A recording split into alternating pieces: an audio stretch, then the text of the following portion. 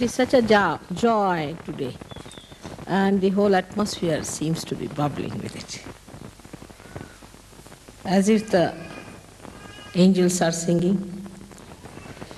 And the speciality of Hanumana was that he was an angel. Angels are born like angels. They are angels. And they are not human beings. They are born with the angelic qualities. But now you all have become angels from the human beings. It's a very great achievement of Sajjaka.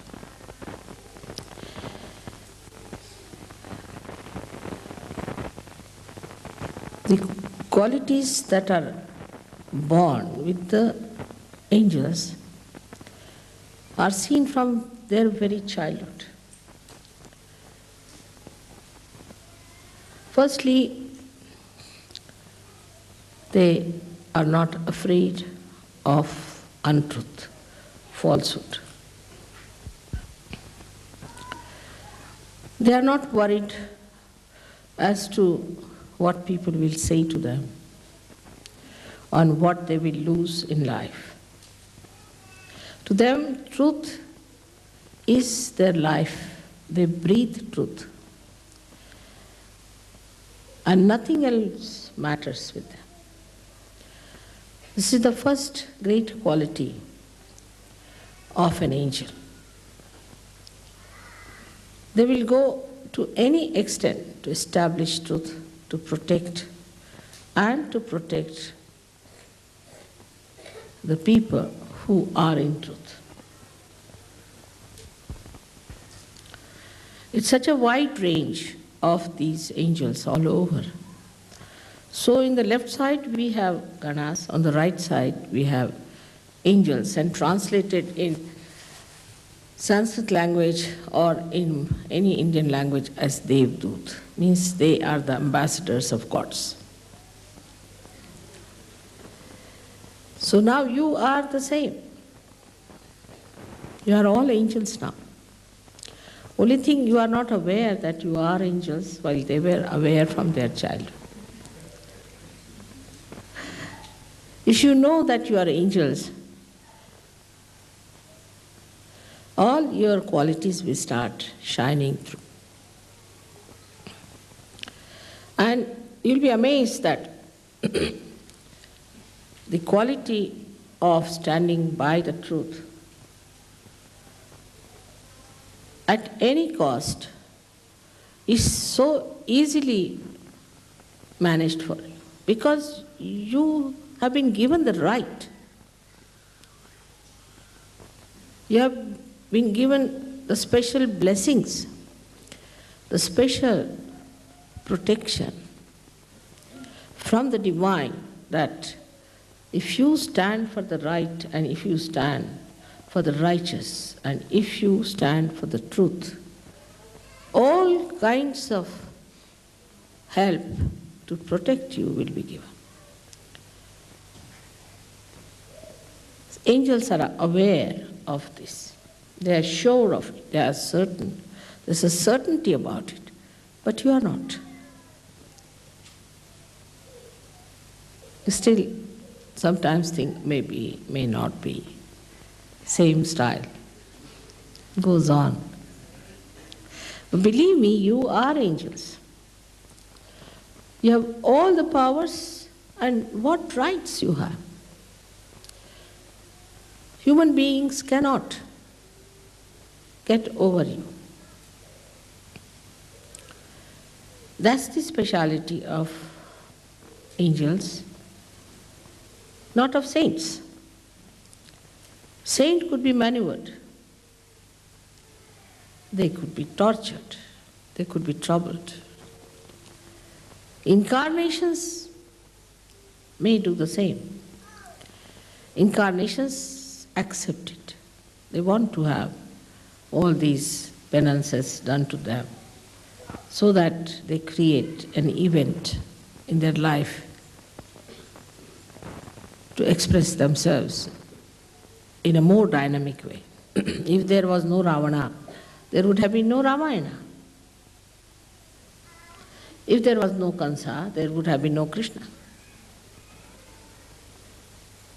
So the incarnations take upon themselves the problems and also the fight with the evil. So it looks sometimes that we feel that they suffer, but they don't. But the angels are a special category. They don't take up any problems upon themselves, they just solve them. If there's a problem, it's the angels who solve for the saints as well as for the incarnations. And they have to be told sometimes that don't jump in just now. We are working out on the stage now. You will jump when we'll ask you. They are ready, standing at the door, just to jump in. So anxious. And they are fixed quantities. You can rely on them completely.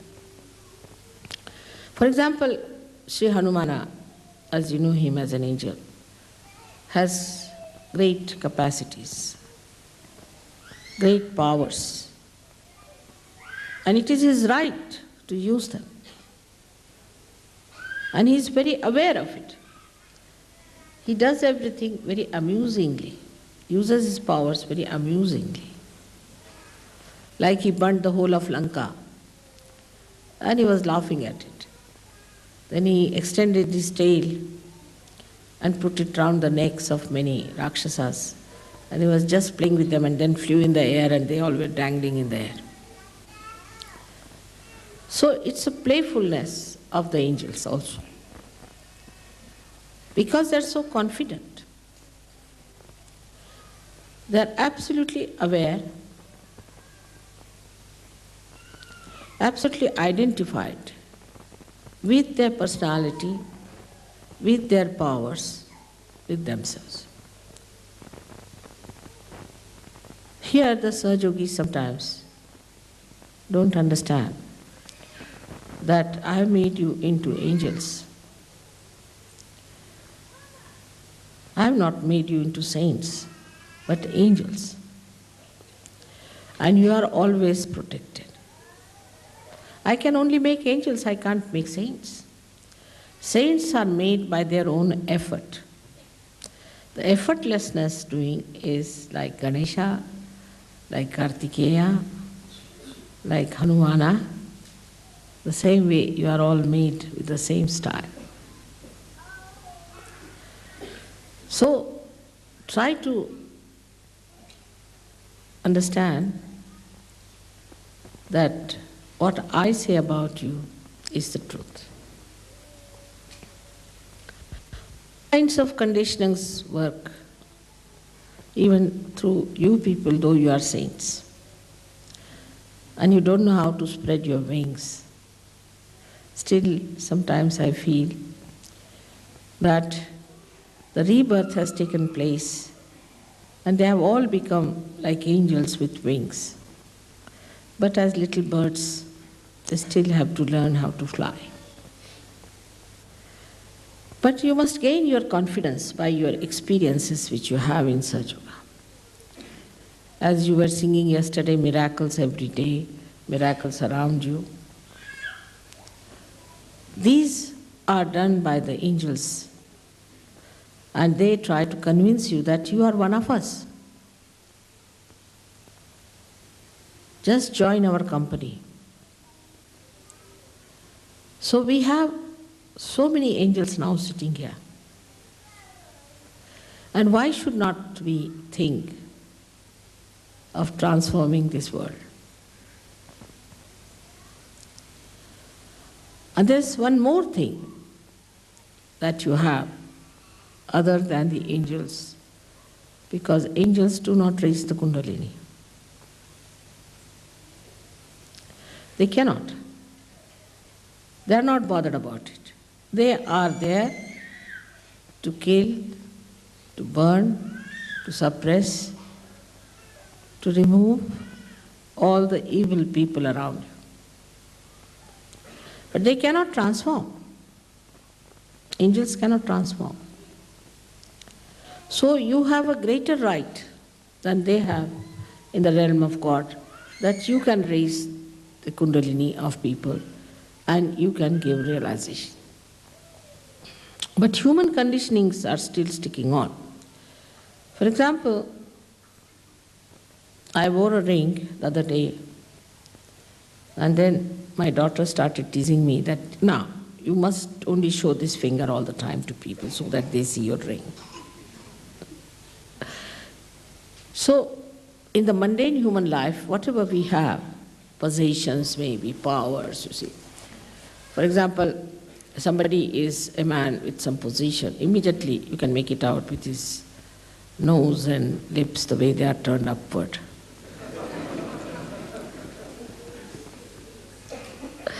But the powers that you have in your possession, you are afraid to manifest them and to talk about it, to use them. Imagine with so many angels, the whole of England should get realization in no time. But we are still trying to learn what we are. Hanumana had no problem, because from his childhood he knew that he was an angel and he has to do the job of an angel. But because we were born as human beings and now we have become angels, we find it difficult to be dynamic like other angels that they were. Even your thought, collective thought, even your individual thought is powerful. And your attention is powerful. Because of this fear, or maybe the conditionings as you can call it, or maybe the ego part which is still sticking on to you,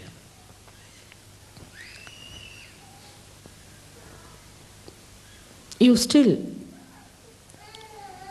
hang around false things. And that force, that dynamism is not expressed.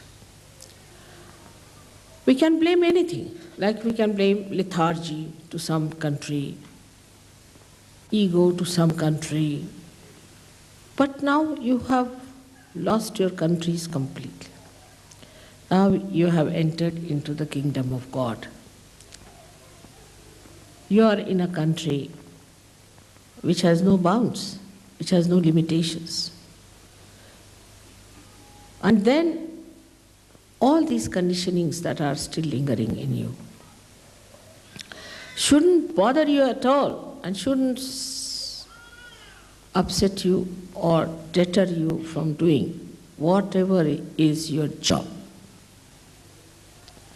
Now imagine Hanumana as Gabriel had to go and tell Maria that there's a child which is the incarnation. The Savior is going to be born to you.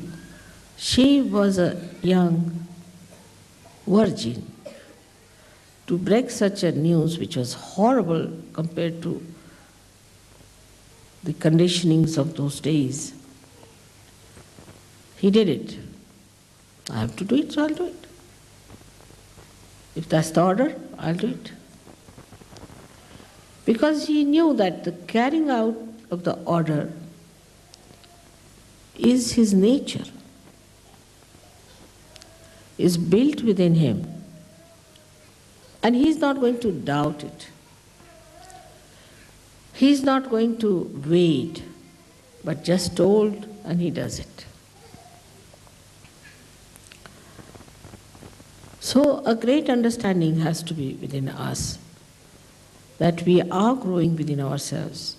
But if we do not manifest, if we do not show our qualities, and if we do not express it in our life, in our doing, in our object, in the meaning of our life, then Sahaja Yoga is not going to spread, nor is it going to help you much.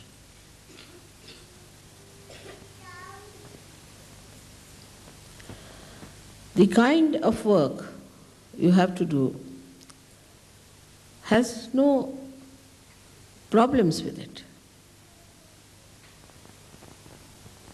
I have problems, not you. You don't have to face problems. You go and talk to anyone, whatever you feel like. They will jolly well have to listen to you, I should say. But if they don't, they can't harm you. They can't do any harm to you. This is a very great protection you have. They cannot hinder your work. Coming to Sahaja Yoga is not what we have gained, what we have got.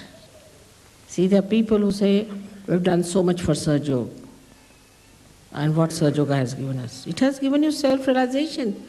It has given you the angel status. I mean, you try anything else, can you get the status of an angel? You cannot. Sahaja Yoga has given you that status. So, what more do you want? It was never possible before. Believe me, impossible situation. If it was possible in any way, then Gyaneshwara would not have taken his samadhi at such a young age. And Kabira would not have said, oh God, what am I to do? This world is blind. So you have that subtle power within you that you can work out on people's kundalini without even they knowing about it.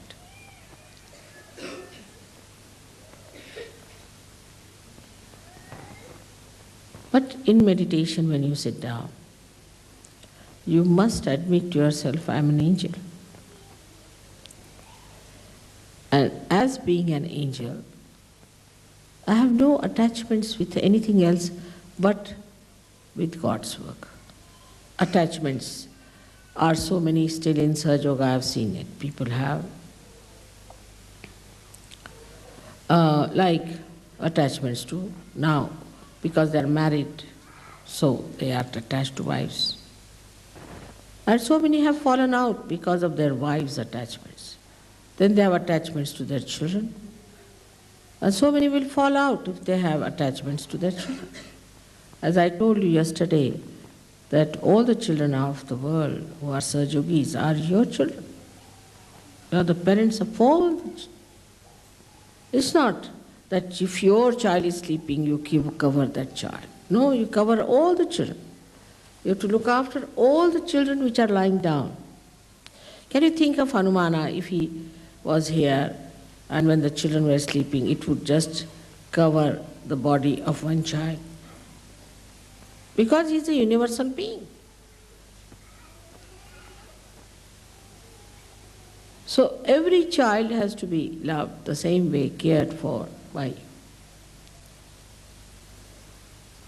Then there are other attachments like possessions, positions, jobs. I have none, so I don't know what other I have.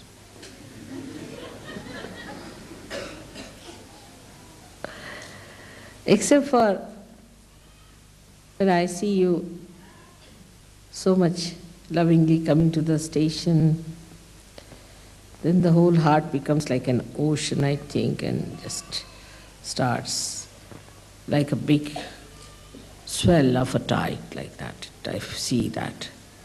And then when I have to leave you again, it recedes back like a sea, which is now receding. It's something like you see the moon and the sea starts reacting to the beauty of the moon the joy of the moon, the love of the moon. Then I see the love that is, you see, in a nest where a bird is feeding its young ones. Then you see this love in the sky. Then you see this love in your heart.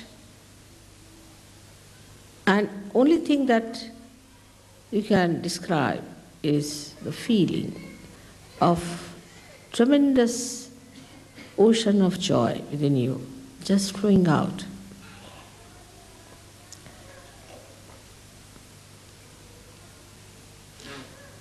The attachments do not give you capacity to enjoy that ocean. If you are standing on the shore, how will you enjoy the ocean? You have to jump into it. But you have got your anchorage onto different things, so you can't jump in. And you are so safe. You know how to swim. You know how to kill a shark. Even one sight of yours is sufficient. But because you are not aware, it is not acting. Absolutely, this is the case.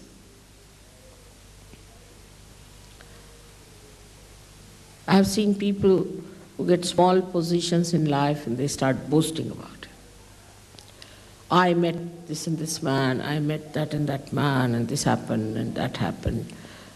So you feel like laughing at the person, But you have met Sahaja Yoga, by which you have grown, you have been nourished, you have become so great.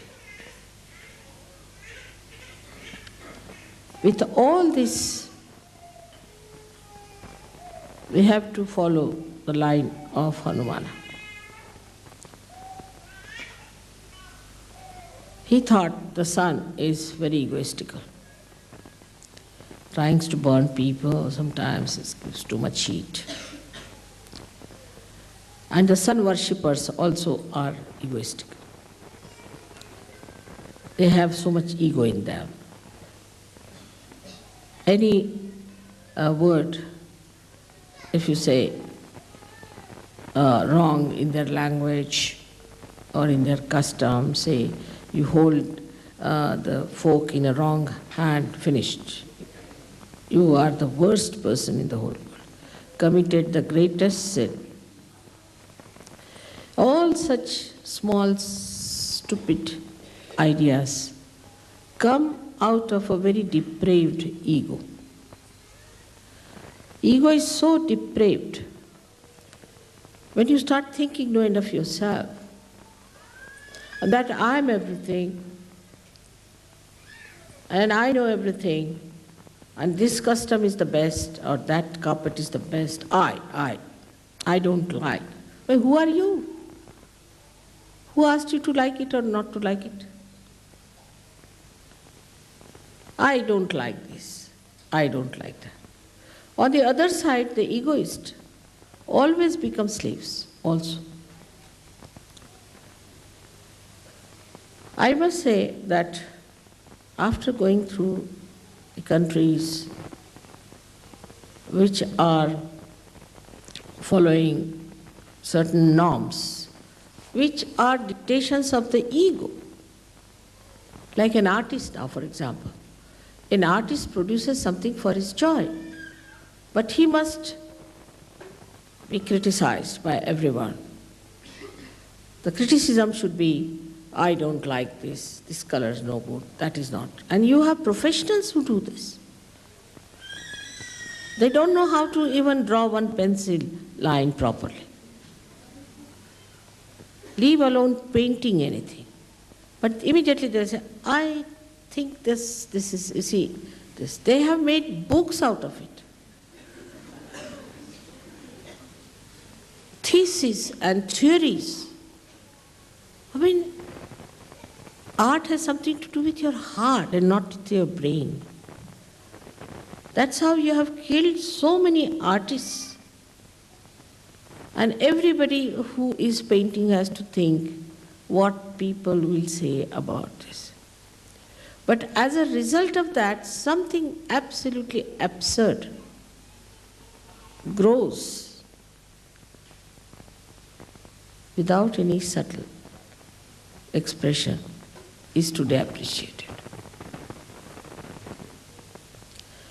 This is because of our ego, which has suppressed every proper, spontaneous, living growth of our thought, of our art, and of our life. I think it's worse than all the contamination we talk about or ecological problems. It's the human mind which has produced these suffocating areas where nobody can express anything.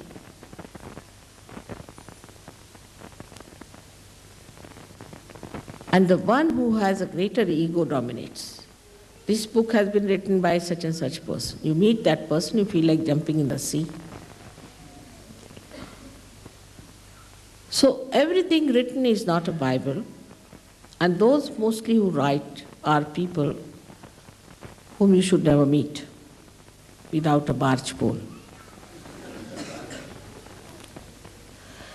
So anything that is expressed, you see, say in a dress or in relationship with your children, in relationship with your teacher, relationship with anyone, has to be so and so and so. You must say thank you many times. You must say sorry many times. So we are so much curbed into artificial expressions that I think after some time there will be no art produced. There is no exuberance. They cannot, they are afraid. I don't know if you have noticed this or not. But those who go to see any museum or go to see any exhibition, anything, think all of them to be great, some divine personalities, that they can judge everyone. Through the agya that we judge, that is what Hanumana wanted to eat once for all. There's the movement of the agya which goes right and left, you see, which makes us express our so-called nonsensical personality of an ego, is the one that he tried to control and eat it off. As I eat boots, perhaps he was eating this sun. But for an angel, it is important to know that there is no ego within him. There are some Sahaja-yogis who say, Mother, I didn't want to do too much of Sahaja Yoga work because my ego will come up. Many. I don't want my ego to express it. But why do you want your ego to be destroyed? For what? For Sahaja Yoga work, isn't it? What a vicious circle it is. That we say that we want to keep ourselves in the background because our ego should not develop. You are just thinking about yourself. What about Sahaja Yoga? So nowadays the trend is, better be on the safe side. Because they have seen some people who were very egoistical, who were very dashing about Sahaja Yoga, who tried to show off, had to fall. So another trend has started, I feel, in Sahaja Yoga, that better be on the safe, you see.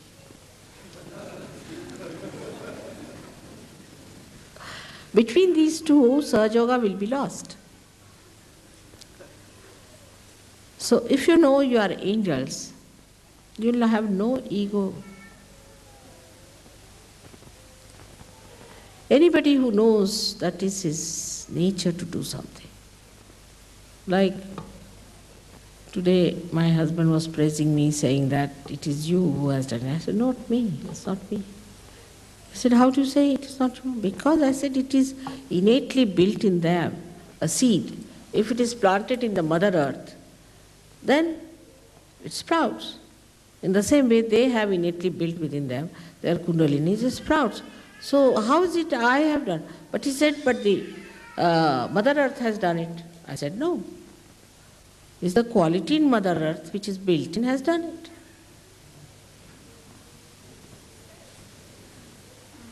So he said, then who has done all this?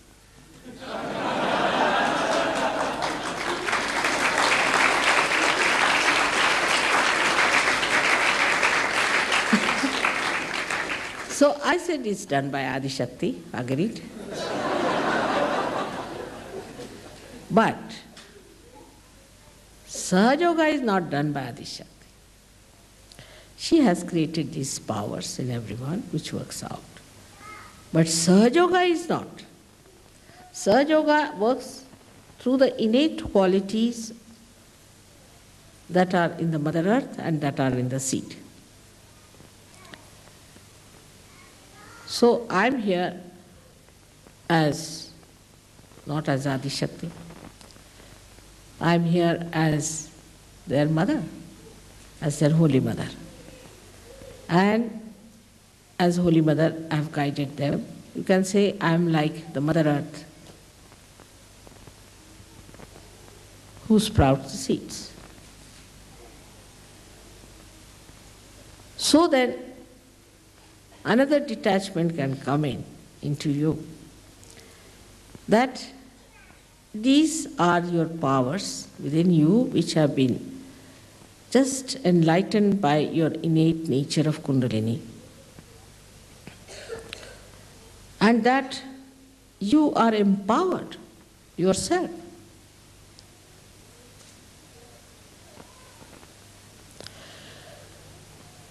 And all this power that is within you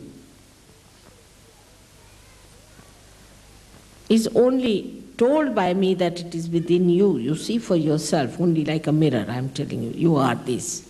See for yourself. So how can I take any credit for it?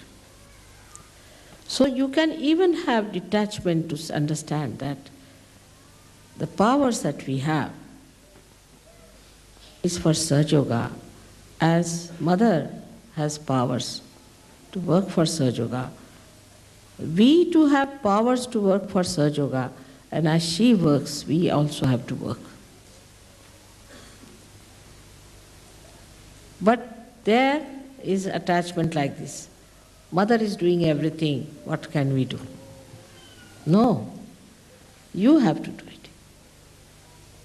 This is a very important detachment which I am trying to say, that you have to do this yourself.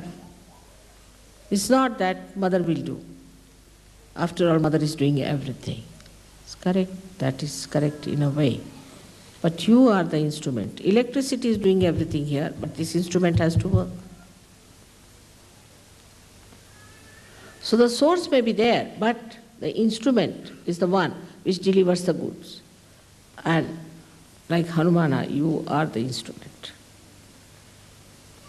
And you have to work. You have to do the job. It's in a very dynamic we should achieve. Another great quality of Hanumana was that he was very alert and that he was beyond time. When you eat off the sun, where is the time? He was beyond time. Because of that, everything he did very fast. For example, now we are preparing, say, a book of Sahaja Yoga. For the last 16 years is going on. It's the working out, Mother working out. Then we are trying to, say, make some arrangements about having the recording of the sick people and being cured with Sahaja Yoga. That's happening. Very good, happening. Then we are going to go to Russia to spread Sahaja Yoga. Working. All the devils have reached there, but the angels are still working it out. Very patient angels. So, one of the qualities of Sri Hanumana was that he was a fast person. He would do the work before anybody could do it. He was outbeat. It's all right to fight in Trafalgar and win and defeat Napoleon. But in the field of dharma and the field of Sahaja Yoga, I find people don't understand the importance of time. We are delayed master and dilatory habits we have. All right, I'll telephone, I'll find out, it will happen. This is one of the greatest defects we have, which we have to learn from Hanumana, that Rama wanted to send word. So he sent his ring with Hanumana. Rama could not do that fast. So Hanumana went and did it. Then Rama wanted to have this Sanjeevani, this kind of a herb. So he sent him to get from particular mountain. He said, now why to waste time finding it out? Better take the whole thing. So he carried the whole mountain there. Better do it quickly, immediately. This is the time to do it. But next year we'll see, Mother, after Ganpati Pule we can consider. We'll have discussions and then we'll have arguments and this. This is one thing about his character one has to know. That today when we are worshipping Hanumana, we should have that quick-wittedness within us. Just to be done now. We cannot postpone it anymore. Already we are very much delayed. I saw the girls who are wearing frocks, small little things, have grown into big girls now, about to be married. So I think all my life I will be marrying only Sahaja Yogis. To see the results, you have to become quick people. Not to linger and be satisfied with other things. But positive things, what are we doing? For example, it's nice, children have grown up, they had such a nice drama, play, all that I enjoyed very much. It was very good for everybody's enjoyment. But job is there, we have to do the job. So attention should be on the job. And that's what are we doing about it? I was happy that a suggestion has come from America about making a video film and things like that. And then there are obstructions.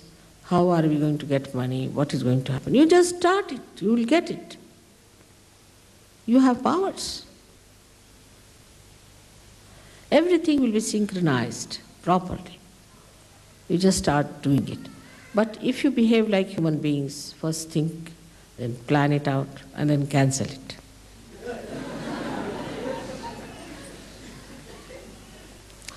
It's not going to work out.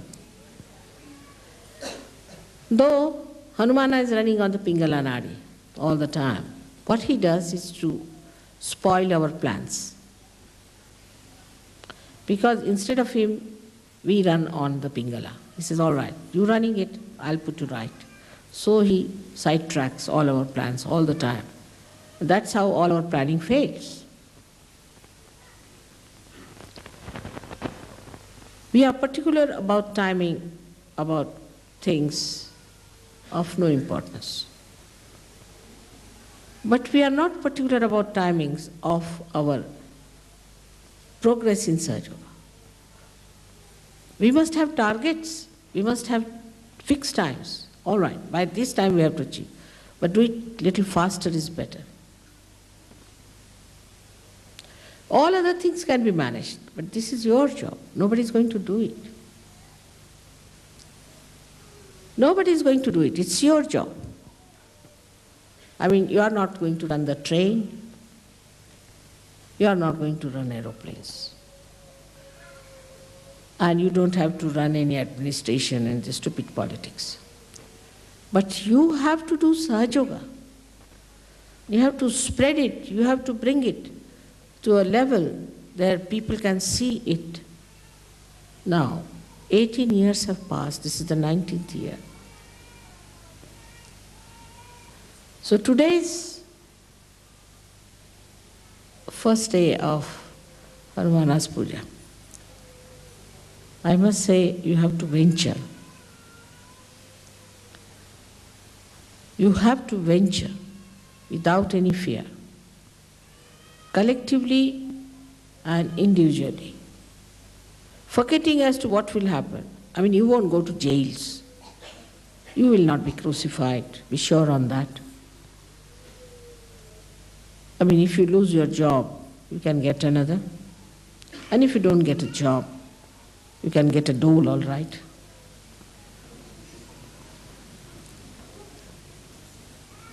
So you don't have to worry about all useless things which human beings sit down and worry, but despite that they achieve work.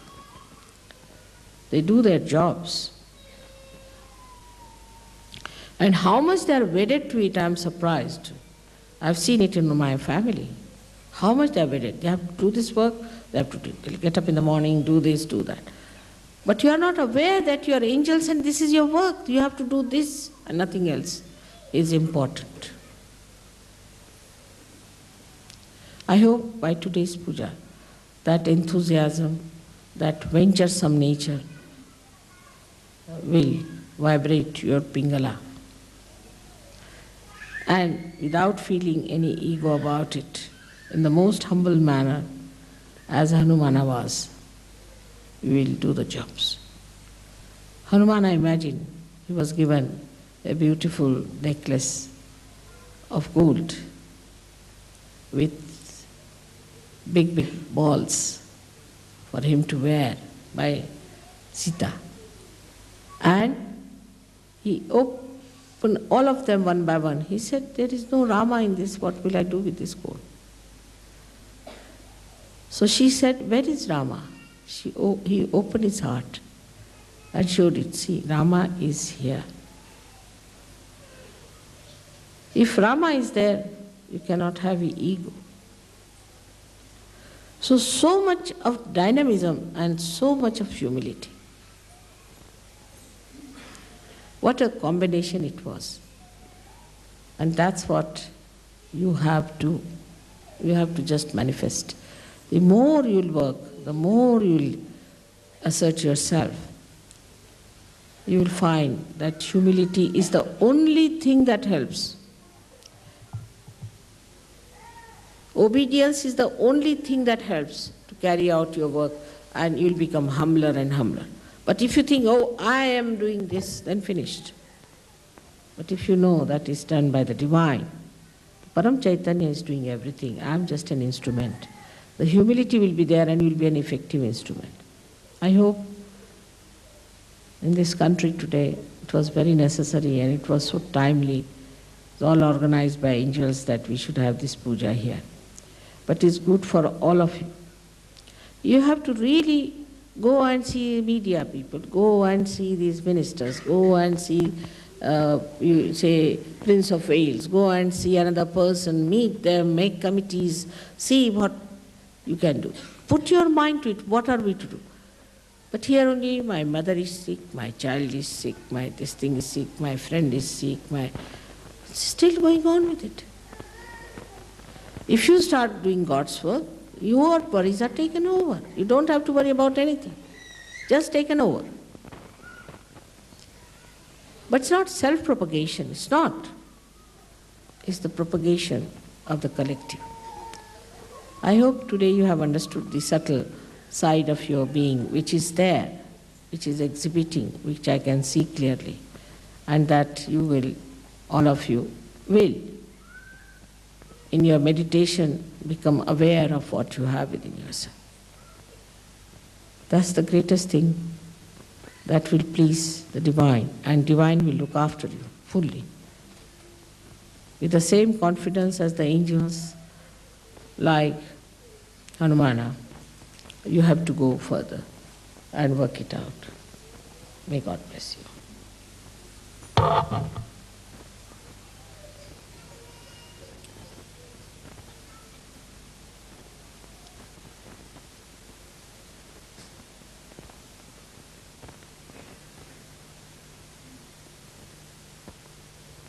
Point I have to say about the ego part is this, which is really the problem in the West, why people have so much ego than Indian people have. One of the things is that the right side is, as I have told you many times, like an accelerator. The left side is like the brake. So if the Muladhara is not in control, if the brake is not all right, naturally the accelerator cannot be controlled. So basically our Muladhara should be brought down and must be put right. You should work very hard to do that. If your brake is established, then whatever work you do for Sahaja Yoga, you will not get into ego practices. And ego cannot anymore control you. So that is very important, especially in the West where it's being really dangerously destroyed, the idea of auspiciousness and of holiness. So that is the power of any angel, and that has to be fully established within us. And then on that power will work out, which gives you discretion, which gives you egolessness. I hope today both these things will work out within us in such a manner that we really become absolutely self-confident, realized souls whom I call as angels of modern times.